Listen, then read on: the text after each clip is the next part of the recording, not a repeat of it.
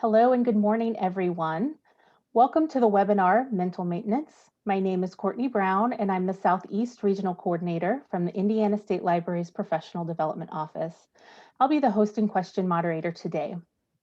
Our presenter this morning is Jeremy Bolam, Assistant Director and Head of Public Service at Lincoln Parish Library in Louisiana. Just a couple of announcements. To register for other webinars or other trainings available from the Professional Development Office, please see the Indiana State Library's events calendar, which can be found on our website at www.in.gov/library. For a full list of our current in-person training menu, please see our continuing education website. This session is about an hour, so you will receive one LEU for this presentation. If you're watching an archived recording of this webinar, instructions on how to obtain your LEU are in the video's description on YouTube, or you can also find those instructions on the ISL's continuing education site under LEU policies. So without further ado, I will turn the presentation over to Jeremy. Good morning. Thank you, Courtney. Can everybody hear me okay? Hopefully so. You sound great. Great. I'm gonna go ahead and close my chat window so I can see everything.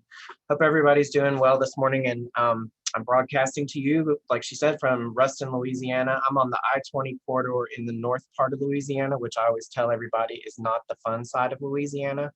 In fact, I think South Louisiana would be glad if we just went ahead and seceded to Texas, because we're a lot more like East Texas than we are like the rest of Louisiana. But that's neither here nor there. If you need another geographical reference, we are the home of two universities, Louisiana Tech University and Grambling State University, which is one of Louisiana's top historical Black colleges and a great resource for the community as well. So the topic I'm talking to you today is still very relevant with everything that was going on. It's always relevant, but with the fun of the last year that we've all experienced, it remains to be the same for everyone. So this is self-care and mindfulness combined for the overwhelmed, impatient, fastidious, and quick-tempered. And I throw in quick-tempered because I'll admit I'm one of the most quick-tempered and snarky, hot-headed librarians that you've probably ever met. So why me? Why could I possibly do this? And I'll tell you that I was at a place one time in my life that I was going through a rough patch. I was in the middle of moving at the same time. And for some reason, I decided to go ahead and find or try meditation and a little bit more mindfulness in what I was doing. And it helped me a lot. So if it can help me, it can help anybody. And the best way to do this is just to start, to try, and to continue. Their success in self-care and mindfulness is very personal, and any attempt and every attempt is a good thing. So that's all that I'm here to really get you to do today, is to just make that start and hopefully find a practice and some methods that will work for you. I'll of course explain what self-care and mindfulness are along the way, and we will go through what we all like to do for self-care and then do a couple of practice meditations towards the end. All right, let me see, there we go. So self-care versus mindfulness, they are a little bit different. So self-care, according to the OED, is a rather medical terminology. It says the practice of taking action to preserve or improve one's health. And that's true, but for this purpose, we're going to be going more towards the mental health side of things, because when it comes to work, our mental health is very appropriate. Our physical health is necessary too, but we all know how stress, especially after the last year, can be a slight buzzkill in the way that we get work done. And unfortunately, as librarians, we care a lot. So that's where a lot of that stress and anxiety comes from. So we want to make sure that our mental health is good. So when dealing with self-care and mental health, you want to ask what it is you need and follow through with an honest answer. So of course, that could also do with medical things as well, not just mental health. And mindfulness, the definition of mindfulness is the practice of paying attention in a particular way on purpose in the present moment and non-judgmentally. So what does this mean? It basically means that you're focusing on one thing at a time. The one example that is given in one of the books that I read is, if you're going to wash the dishes, wash the dishes. Don't be thinking about the show that you're missing, that your husband or your wife is watching without you. Just go ahead and wash the dishes, and you'll enjoy your experience so much more, and enjoy the time that you get after that activity once you're done. Do not think of a new task before finishing another. This is a very good thing to do. And even when I was putting this presentation together in the beginning, it wasn't fitting the way that I wanted, and I was starting to get frustrated. And then once I finally got back into the groove of paying attention to one step at a time, believe it or not, it all just kind of fell together. So it kind of spoke for itself to me. And I can't talk about mindfulness without mentioning meditation, which I've already hinted at. They go pretty much hand in hand a lot of the time, but there's a bunch of different ways to meditate. So we'll talk about all of that a little bit, but mostly meditation concentrates on your breath. All right, the benefits of self-care and mindfulness are several. Of course, for self-care, you'll have better health with, of course, stress management. You'll probably sleep better. It'll boost your self-esteem and confidence and your self-worth. It'll reduce burnout, help with that work-life balance, of course. It increases capacity for empathy, which of course helps you grow mentally and emotionally. It builds resilience, which is a mental muscle that we have. And resilience, of course, was put to the test this past year for all of us. And the good thing about resilience is it's not about being knocked down. It's about how we get back up and how quickly we can get back up and to be able to face the next challenge in life. And so self-care will help us do that bouncing a heck of a lot faster. And of course, this models healthy behavior to others around us, and that's always a good practice. For mindfulness, you get all of the same benefits above that I just mentioned, but you also get a greater awareness, clarity, and acceptance of your present reality, which comes very strongly for anyone who practices on a regular basis. It strengthens the brain both cognitively and emotionally, which will make your brain a lot healthier. And when you have a healthier brain, you'll also have a healthier body, because in the same way, it will fight anxiety, help you control anxiety. They've also done studies that mindfulness practice can help with addictions and pain management, and even to help you sleep a little bit better. So we're going to go through two little quick guides for what each of these really is on a little bit deeper here. So self-care, again, is asking what you need and following through with an honest answer. So think of this a little bit like me time. How do you take care of yourself? This is living versus existing. You're thriving instead of surviving. So you're not just going through the motions or from point A to point B, worrying about the next thing. These are the things that help you get back to the point where you're able to tackle all of those tasks. And these are personal and private needs. Nobody needs to know what it is that you need for self-care. You don't have to tell anybody. And in fact, there's two places that you can get an assessment to help you with these things. And what this is a really large list of things where you can rank how healthy am I physically, psychologically, emotionally, spiritually, personally, and professionally. And Courtney's going to share the links with you in the chat, and it'll also be in the handout that you'll receive after this presentation as well. But what you do is you go through those assessments and score yourself to see where you need areas of improvement, and then you can start addressing what you can do to get those done. So examples of self-care are, here's some easy ones. Exercise, which of course takes care of you physically. Healthy diet does the same thing. A regular sleep routine helps you physically, and I think it also helps emotionally and psychologically. Taking breaks at work is a professional self-care. A lot of us probably work through breaks and lunch, and you kind of need to take that disconnect to take care of yourself. Also, relocating at lunch, if you can get away from your normal environment for a little bit, is a good way to take care of yourself professionally. And use your sick leave if you're not feeling your best, which of course is very important. Go ahead and start using your chat window to share some of your own examples of how you do self-care. I'd love to see some of your examples. And some of mine, I'll go ahead and talk while you're doing. Our hobbies is a way for me. I see crafts, good, reading. Those are all good hobbies.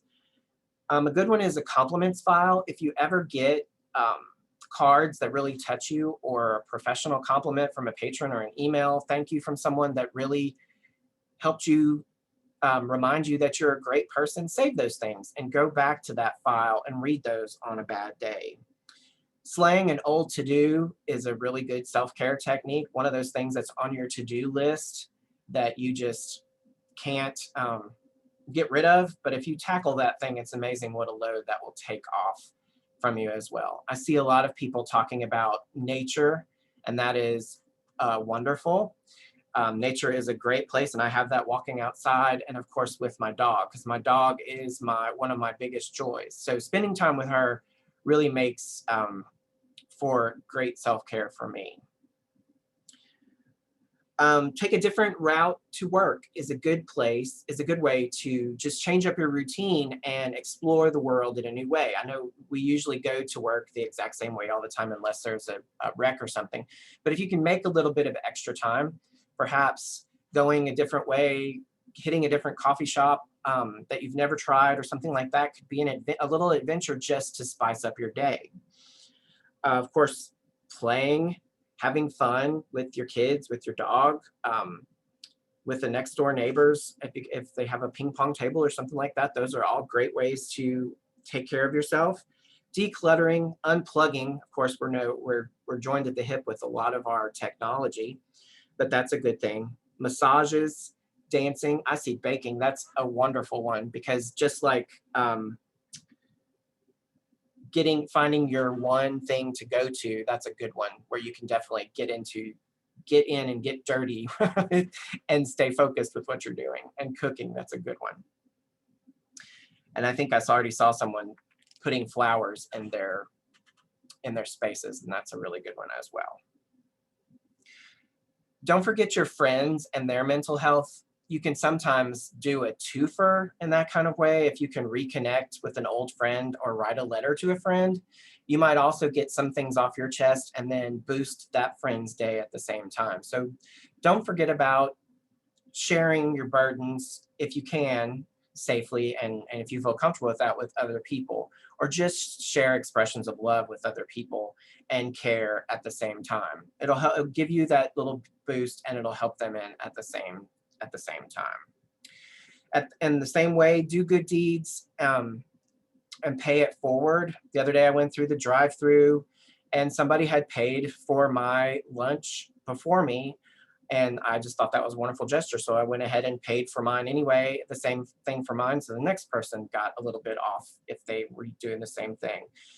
And keep a gratitude journal. There's a lot of ways to do that. And there's even some guided ones that you can purchase nowadays for that. So thanks everybody for sharing. I hope everybody got to see what everyone else had to say while I was talking.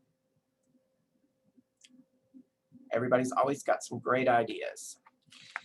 So some of my tips for self-care from the reality of life that I've just picked up over the years. I lost my train of thought here. All right, pay emotional attention. And this is your attitude as well. How is your attitude today? And knowing when it's time, honestly knowing when it's time to step back and take care of yourself. Beating yourself up is not going to get you where you need to be today. So when you find yourself in that place, it's time to step back and do something else. Rediscover your joy. And I mentioned this just a little bit. It goes with have an anchor. These two work together. Your greatest joy can be your anchor, or they may be two different things. But this is the one thing you can always go to. Like me, my dog, If I can go spend time with my dog, it will definitely make me feel a lot better about everything. I don't know what it is about her, but she just is the thing that connects with me right now. This could also be your happy song that you put on, or even your angry song to get that anger out of your system to help you with a little bit of self-care. So find that anchor that you know always works for you. You may have several of them, which would be great. And if it's chocolate, I think that's okay too. Wise venting is a very useful tool, and I didn't realize how wonderful this was until I got involved with an assistant directors group um, here with some librarians in Louisiana, and there's 3 other ladies that I connected with well in that group, and we have a running group chat on our phones that anytime something is going wrong or we need advice or help, we just hit the group chat and we help each other out and just support each other. And that was something that I didn't know I was missing until I had it. So I'm so glad for that. So find a way, a safe place that you can wisely vent, not gossip, but vent to get rid of what you need to get rid of. Read or listen to advice. I'm a big fan of audiobooks, so I do most of it as listening, but make the time to put those self-care books into your regime. I didn't think I'd ever be a nonfiction fan, but once I got started in that kind of thing, it's a good way to keep the practice going. Even if you've heard the same thing a different way a bunch of times, it doesn't hurt to have that little reminder. And the good thing is most of those audiobooks aren't that long in the first place, so it makes for good time. And of course, this is important, so make the time to do it. Don't pencil it in. You need to ink it in on your calendar because you are important. Without you, you can't do what you have to do. There's a lot of you in that, right? So you need to take care of yourself. And the brain needs the rest. Our brains need the rest. They need time to recharge, to be able to work at maximum capacity and to deal with the stress that we deal with on such a regular basis, and get rid of that overstimulation from technology, from news, from bad news, from politics, from all of that. So you just need to take the time. And the last one is keep account. And I mentioned this, gratitude journal would be one way to do this, but you could also just keep a log of what you've been doing for self-care. And there are a lot of guided journals now from publishers that you can buy that kind of guide you through every day. I have one that has, what did I do today for self-care? And it asks the same questions every single day, just to remind you how important all that is. All right, so shifting gears a little bit, we're gonna go to mindfulness and what that really is. And to me, this is one of the best acts of self-care that you can do, because this exercises and beefs up the brain at the same time. You can have mindful moments as where self-care can become mindful. And then, of course, I've already mentioned meditation. Those are actually 2 different things. The mindful moments and self-care kind of go together as one thing where you're just paying attention of what you're going on at the time. And meditation is an actual practice, which we'll get into in just a second. An easy one for mindful self-care is those affirmations, like your gratitude file or a daily affirmation that you say every morning that you can concentrate on or take a minute spending time with.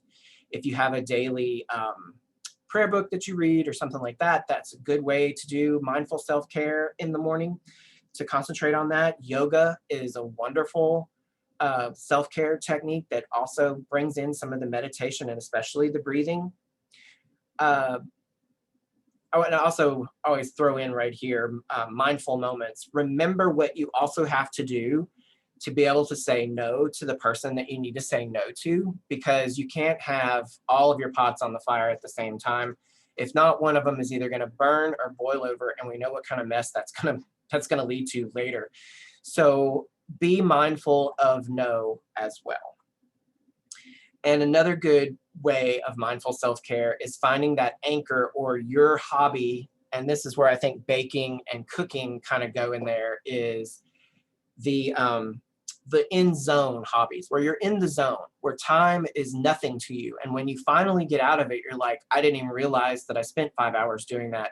And you really don't care. And it's like amazing that I didn't even look at my phone for all that time. For me, during the pandemic, I rediscovered the fun of doing jigsaw puzzles. And so when I'm doing jigsaw puzzles, I get in the zone, the colors, the patterns, all that kind of stuff, and everything else just disappears for me when I'm working on a puzzle. And when I get done with that or go to bed at night after working on that, it's amazing how much easier it is for me to fall asleep because my brain is more relaxed after something like that. And of course, meditation we'll get into in the next slide. So meditation in practice is usually focusing on the breath. Thich Nhat Hanh, who was the first Eastern practitioner to kind of bring mindfulness to the West, says the breath is the bridge which connects life to consciousness, which unites your body to your thoughts. He also says to meditate with mindful breathing is to bring body and mind back to the present moment so that you do not miss your appointment with life. He has a lot of wise things to say. The man is very wise, and his book, Wherever You Go, nope, that's not the one. I can't, that's John Kabat-Zinn. His original book on meditation is wonderful. So breathing is one technique for doing meditation, where you basically focus on your breath, the in and the out of the breath, and that's all you really think about. And you let your mind become free, so to speak, where it just rests. And it is, if you can achieve it, it is a beautiful thing, but it is a very hard thing to do because we have minds that are very smart. And as librarians, we have really smart minds. So we're always thinking of the next good thing to do, the next patron to help, all these things. So it's hard to cut all that off. So that focusing on the breath is the best way to kind of turn all that stuff off. There are other couple of types of meditation that you can do as well. And one of the ones that I've discovered that I liked is called the body scan. And this is where you go down different parts of your body and think of that part of the body, releasing the tension as you breathe in and as you breathe out. And we're going to do one of those in practice in a little bit as well. Another one we're going to do with practice is visualization. And this is where you focus on a physical object. You can either stare at it or visualize it and think of the attributes and things that happen as you're breathing in and out. So you could contemplate the tree or a mountain or a babbling brook as you meditate. And that's one way to have another focus besides just breathing. There's also walking meditation, which I don't think I could probably master very easily, but it sounds like a beautiful thing. For those of you that have ever heard of someone walking a labyrinth, would be a form of walking meditation where all you think about is the line in front of you. You can also just breathe and walk at the same time if you've got the space to be able to do that safely. And I'm going to throw in guided meditations because now in the day of where there are so many gurus and wise people and technology, there are guided meditations. So if you're having trouble connecting with meditation at all, you can grab one of these recordings and listen to it, and it'll guide you through the steps. And I've included several good ones on the handout, which you'll get after the presentation from Courtney once the presentation is over. So we're going to go ahead and practice. So prepare yourself. And yes, if you have any questions, go ahead and put them in the chat window. But we're going to go ahead and practice a little bit of meditation right now. So hopefully you're in a quiet enough spot. If you're sitting down, sit up straight in your chair. Usually you put a good soft way to meditate in a chair is to put your palms up on your thighs so that you're open to the experience. And you can either close your eyes or softly focus your eyes, meaning looking down and just not really looking at anything. All right, so we're now prepped, and we're going to do 5 breaths in and out, and these are going to be big breaths, and try to concentrate on every single one of those breaths in and out, the way that it makes you feel, the way that the air passes in and out of your body. All of these things are the things that you can focus on to take your mind away from everything else. All right, here we go. 5 big breaths. Breathe in.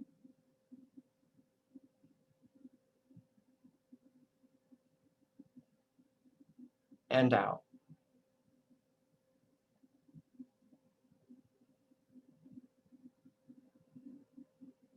Breathe in.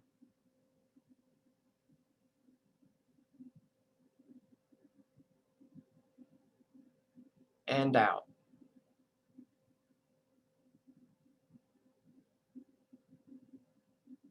Breathe in.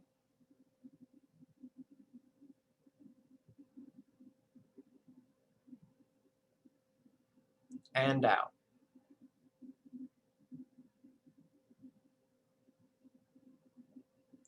Breathe in.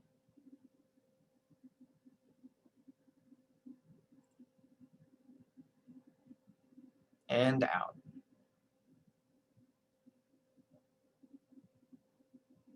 Last time in.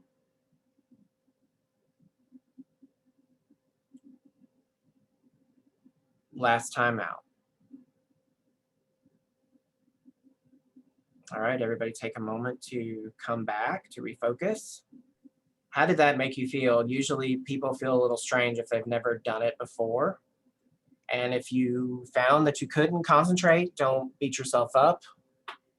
We are all in that boat sometimes where our mind is just too busy to slow down even for those few seconds. And if you notice when... Oh, I'm sorry. Sheila has a great question she put in the chat. I work in an area that is open and has several other staff. They have the radio playing all the time and often talking. Any suggestions on how to meditate in this environment? I'm even having trouble concentrating now on this webinar because of it. Oh, yikes. It would be one of those things where you'd have to be able to practice in a quiet spot so that you get good at it. And then once you got a better practice for it, believe it or not, you could do it anywhere. One of the ways that you can think about it is how many of you read when you go to like an airport or a convention or something like that, where there's lots of background noise and things like that. So you're focusing on what you're reading and you're not, by the end of it, everything going around you kind of stops. So if you think about it that way, it's not so far-fetched. So don't give up on trying to think that you can do that. And again, with mindfulness, remember, you're supposed to be focusing on what's in front of you and what you need right at this time. So what they're saying and what they're doing is not applicable at this moment because you're working on you. So hopefully that kind of helps. I know it doesn't give a definite answer, but that's the best way that you can go about being able to meditate anywhere and in any kind of environment. A few people have weighed in on that, and someone said, let's see. I see earphones. That's a good idea. Yes, yes. So Alice, for a person with a noisy work environment, I use noise canceling headphones to block out coworkers. Most times I'm not listening to music, just blocking out the noise. So that's a great idea. That is a good idea. I don't have any of those, so that's why I didn't think about it.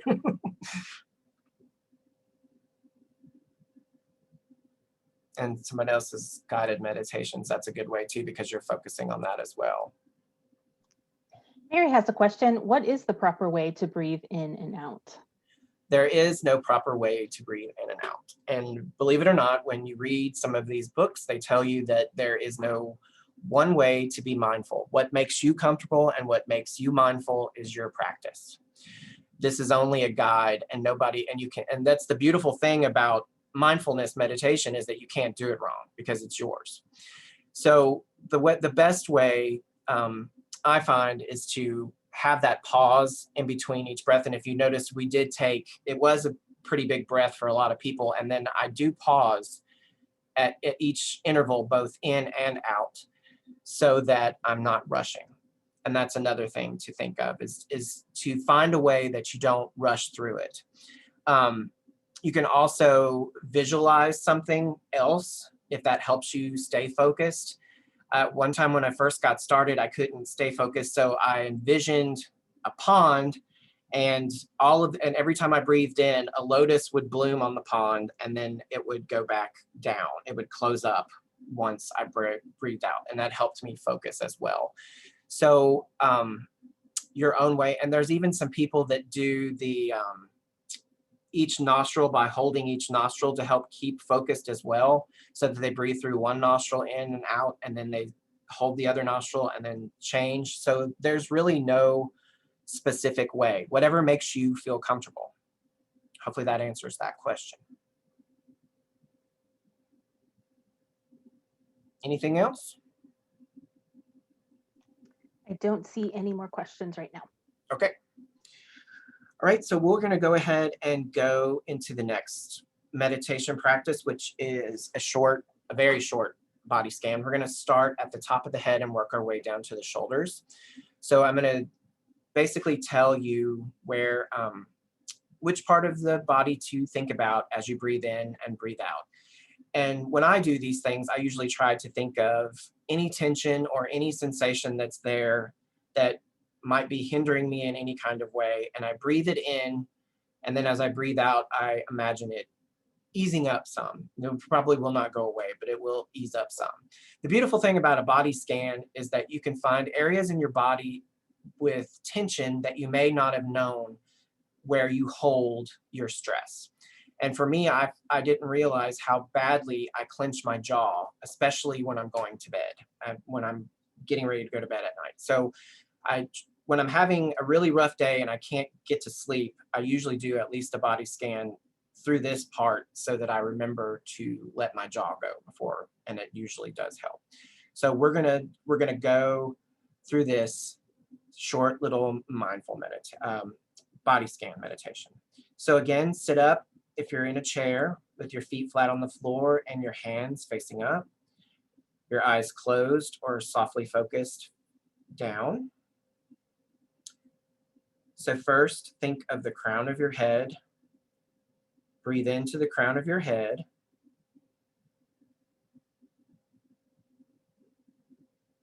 And breathe out. Breathe into your forehead.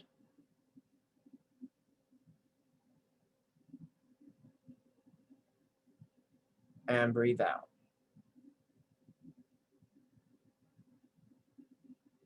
Breathe into your eyes.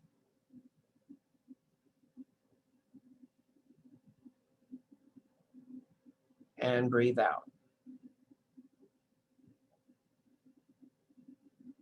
Breathe into your jaw.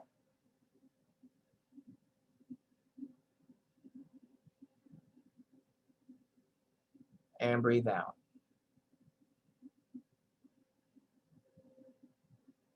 Breathe into your neck. Go a little bit more, the whole neck. And breathe out. Breathe into your shoulders. You can lift them if you want. And breathe out.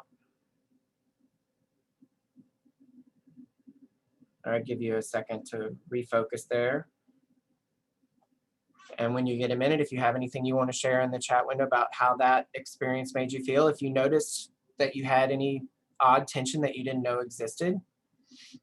I was still clenching my jaw, even though I'm giving a mindful meditation talk today. So it reminded me to let that go a little bit. And look, I'm smiling now, so isn't that good? And there are some great guided meditations. I think one of the ones that I give you on the list is a great, has a great body scan in with it. Yeah, sometimes just relaxing your face can help. You don't realize how tense you are until you try it. Correct. Thank you, Tina. That is good point. Yeah, and breathing, that usually freaks people out, John, realizing how easy it is to breathe into those parts. But just visualizing oxygen flowing to those body parts, believe it or not, makes you feel like you've got new oxygen in those body parts so that you can then let it back out. So that is a good point. Thank you for sharing that. And Dina says she's often got tension in her shoulders and legs.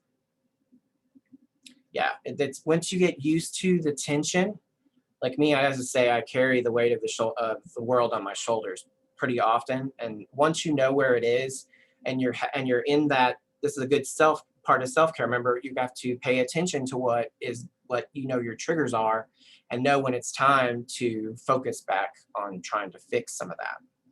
So if you need to go get a massage or get a one of those massage cane things, those are great for especially for shoulders and lower back, or a roller for your legs if your legs get tight. All right, so the last practice meditation we're going to do is a visualization. And I'm going to try and change this up a little bit because someone told me that they were afraid. A couple people said they were afraid, and the one that I gave before, I'd never thought about it. But so we're going to do a little different one that hopefully is a little more gentle.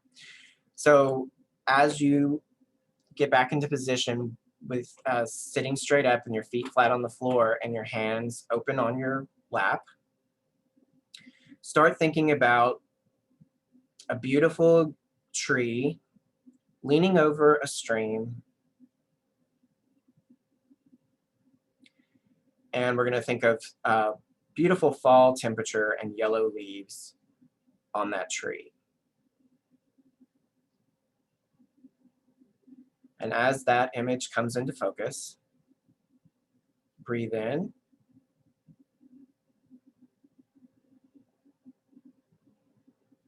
And then breathe out.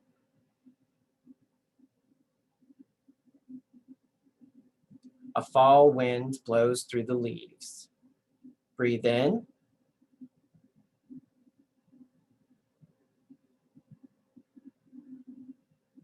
And then breathe out.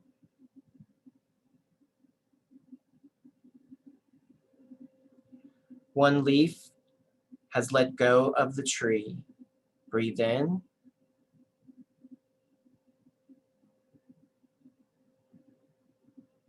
And breathe out.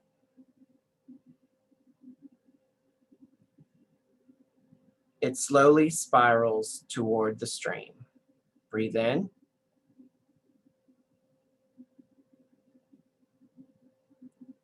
And breathe out. It ever so gently lands on the water. Breathe in.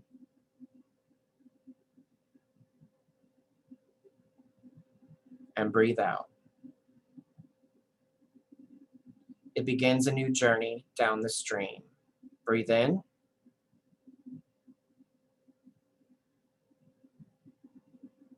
And breathe out. All right, take a moment to refocus. And then if you feel like sharing some of the reactions you had to that type of meditation, feel free to put it in the chat box. The last two meditations are the walking meditation, which I've already mentioned with the a labyrinth is a good way to do a walking meditation, I believe. If you have a set track that you can walk kind of easily without any bumps or things, you could probably get a good meditation in that kind of walking on a track, especially if you're by yourself. And then of course the guided, which I've mentioned. These three were basically not so professional guided meditations. I see people are noticing lines of tension. That's good. Some people are smiling. I love it. I love it.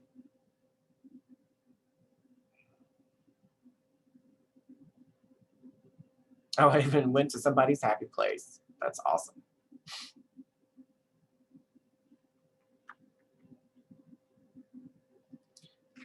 Matthew said he's aware of how he's feeling today. Yep, those kind of slowdowns will actually make you aware. And becoming aware of those emotions are basically the key to that. And then to be able to take them head on and to know what work you need to do to address those. And what's good about that is once you get into the practice of just going and going and going and holding on and holding on and holding on and not taking care of yourself, that once you start the practice, it's much easier to know, okay, something's going on today. I'm not performing well. I need to take a minute to just refocus. That task is still going to be there, and that deadline is still going to be there. And is it going to be the end of the world if you miss it? Probably not. So take the time to take care of yourself. That's really the whole point of this presentation. All right, thanks everybody for the wonderful comments.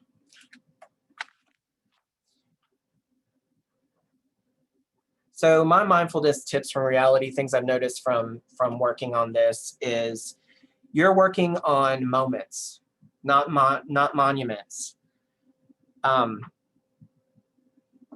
Take one thing at a time, one breath at a time, and practice, practice, practice. Start again, even when you stop after a long time. This is me. I didn't say anything about my library because I really don't like thinking about my library lately. So if you haven't seen the name Lincoln Parish Library in any kind of news or forum, then you're lucky. We've had a pretty rough time starting in about November. And those kind of trials are when you may completely stumble and try to get back on the bus. So that's what I've been doing, and it was great. See, and the timing is always perfect sometimes. That this presentation was coming, so I was able to get back into the groove. So I thank Courtney for that. She didn't even know she was helping me out, but it ended up being the right time for me. So you also want to recognize, accept, and continue. I mentioned this a little bit. Accept your feelings, your faults, acknowledge them, and love them because they're part of you. Forgive yourself first. You are the first person that needs to be forgiven in any situation. It's okay to know what you feel, even if it's regret. Face that regret. It's so much easier to make peace once you acknowledge your own emotions first. And sometimes you realize the problem is rather one-sided and not worth worrying about at all because it's all with yourself. And if you can address that, the other person doesn't even matter anymore. And sometimes that's where the problem can lie. Thich Nhat Hanh says the future is being made out of the present. So the best way to take care of the future is to take care of the present moment. I think that's a very poignant way of putting mindfulness quite succinctly in one thing. Another thing, and we just did this, was to be attention seeker, find out where your attention lies and always go directly for that and be mindful of it. Soundscapes, and I think a couple of people mentioned using sound earlier. There are different ways to use sound in meditation and mindfulness. White noise is a good way. There's also sound baths that true practitioners do where they have the singing bowl, Tibetan singing bowls, chanting and that kind of thing. I've got some links to sound baths and some other music that I like to listen to help me be a little more at peace. So on the handouts, so feel free to go through those. And if you have Hoopla, a lot of those are going to be in Hoopla or Freagle. So I made sure to note that for you. Stay mindful. I know this is the whole point, but it can't be said enough. Your problem will be there later, and your mind will not be so fatigued from worry that you will be able to handle it a little more easily. And a big one is letting go. And there's actually a whole book written on letting go. But John Kabat-Zinn, who was the first Westerner to really get into mindfulness meditation and start teaching and practicing and getting the movement, his book, Wherever You Are, Wherever You Go, There You Are, is a classic. So if you read one book on the practice, that would be the one to do. He says of letting go, to let go means to give up coercing, resisting, or struggling in exchange for something more powerful and wholesome, which comes out of allowing things to be just as they are without getting caught up in the attraction or to a rejection of them. It's akin to letting your palm open to unhand something you have been holding onto. And that is the truth. When I think of something that I really need to try to get rid of, even if it's a thought of something that I'm obsessing about, I breathe in and pull it towards me as close as I can. And then when I breathe out, I visualize physically pushing it away as far away as I can. So letting go is a technique. It sounds cliche and kind of simplistic in a way, but the mind is a powerful thing. So don't be afraid to use it in that kind of way. And the last one, of course, is just breathe. Breath is life. So if you can focus on that breath, if you're having any panicky time or a stressful time or an emotional time, and if you can take 5 minutes, hide in the bathroom if you have to, and take those 5 deep breaths, 10 deep breaths at that minute, you'll feel so much better. I love that the Apple Watch actually has a thing that reminds you to breathe every day, at least once a day. I never get around to it when it asks me to, but mine is usually at night before I go to bed, because that's the time that I really need to stop, stop thinking, stop planning, stop all of that, and just get some rest so that we can start again tomorrow. And of course, mindfulness also includes all those other things that help you in self-care, the pay emotional attention. It'll help you rediscover your joy. It'll be easier for you to practice it once you get mindfulness going. You can find your mindfulness anchor. Mine, I've mentioned multiple times, is the body scan. And again, read and listen to advice. There's a plethora and so many different takes on the meditation and mindfulness practice that you're surely to find one that will fit your personality type, fit your type of sense of humor even, because some of these are really, they've got a wide range of wonderful books out there on the topic. So try to fit those in. And again, just like I said, with self-care, you might hear the same message over and over again, but it's good to just keep that message going in the background, and just to be reminded. And I've got a lot of great resources listed on your handout that you'll get from Courtney. And again, you can keep account of your mindfulness practice. There are mindfulness journals that are similar to gratitude journals or self-care journals to help you keep up with your practice and to do it on a regular basis. So if you're a journal type person, then that would be a good way to do that. And there's also a lot of mindfulness apps. I haven't used any of them myself. Some of them are, you have to pay to use them, and some of them are subscriptions, and I'm not a big subscription kind of guy. But if that works for you, then by all means try those out. I have an additional handout that I created after I did this program for the Association of Rural and Small Libraries back in October, because there were so many resources listed by people during the presentation that I went back and read through the entire chat and made a list of all those. So you'll get a bonus handout that includes all of those resources that those wonderful participants shared with me, from apps to books to websites to more, even a couple of prayers to say and poems to read. There's some great stuff on there. We have a couple really great questions in the chat. Before we get to that, Bonnie recommended mindful.org, and it's a free resource. Yes. And then Leanne asked, what about feeling really stressed on the reference desk when dealing with patrons? Any suggestions?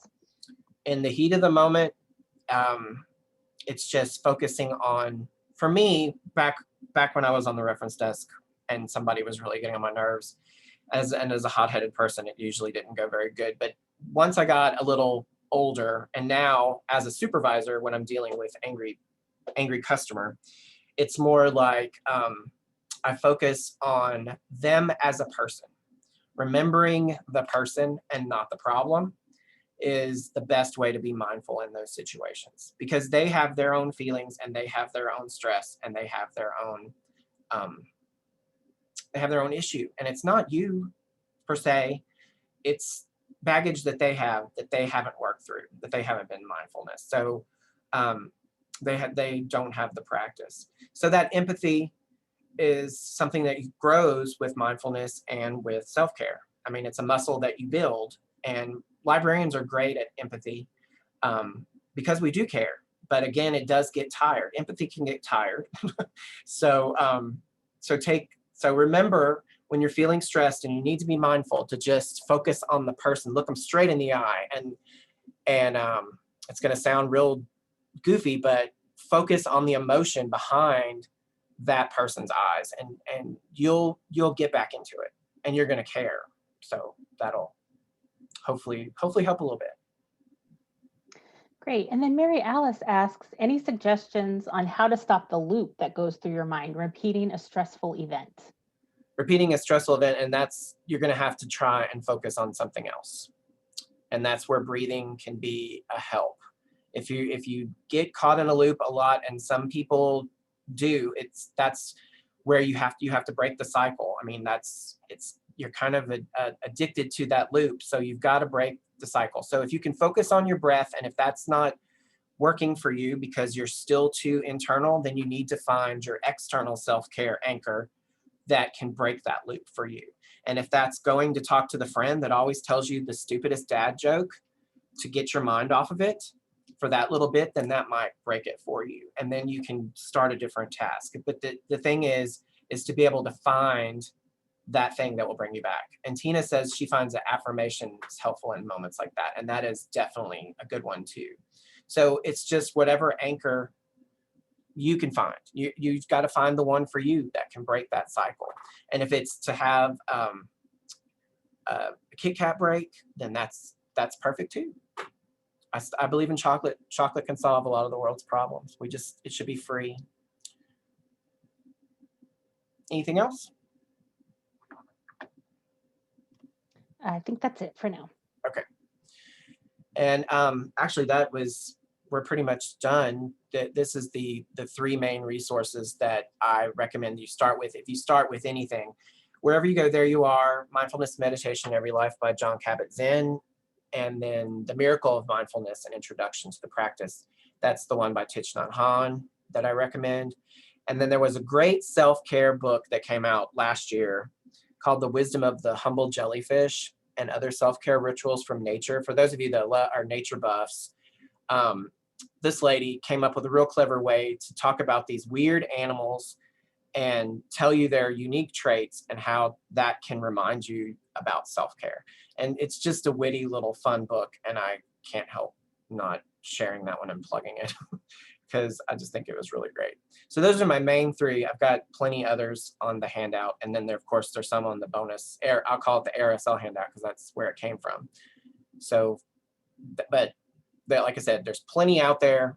You can find the voice that will work for you if you keep looking. I promise. All right, we have a question. How do we get the handout? Christy, I'm going to send that out either today or tomorrow. I'll send out Jeremy's slides along with the handout, and then the 2 exercises he mentioned early in the presentation as well. So I'll get those to you. We have an off-topic question. I love the theme you used for your slides. Where did you find it? I made it myself in Canva using multiple elements. The library has a paid Canva subscription, and I just love Canva. So that's where I do. Canva's definitely helped elevate my style game a little bit, just because they have such powerful tools in there. All right. Will the recording be available as well? Yes, I will send that out. A lot of thank yous. If you need an LEU for this presentation, I am putting that link into the chat box right now. Please fill out that link. I'll send your LEU later this week. If you're watching an archived recording of this presentation, information on how to get your LEU is on the video's description on YouTube, or also available on our continuing education site under LEU policies. If you have any questions, please feel free to send me an email. I am putting my email address in the chat box right now. Apparently I can't type and talk at the same time. It's hard. And there's my contact information if anybody has a question later that they want to hit me with. I'm happy with that too.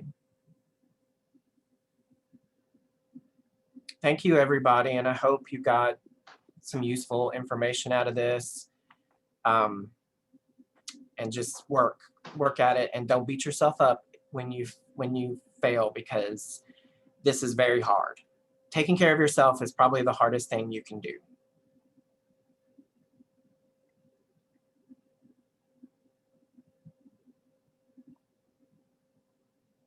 All right, we'll stay on for just a few more minutes in case there are any last minute questions. But again, I will send out the recording and all of Jeremy's resources later this week. And if you filled out that form, if you need an LEU certificate, I'll post that in the chat again. I'll send that later this week as well. Thank you so much, Jeremy. Thank you. Thanks, everybody.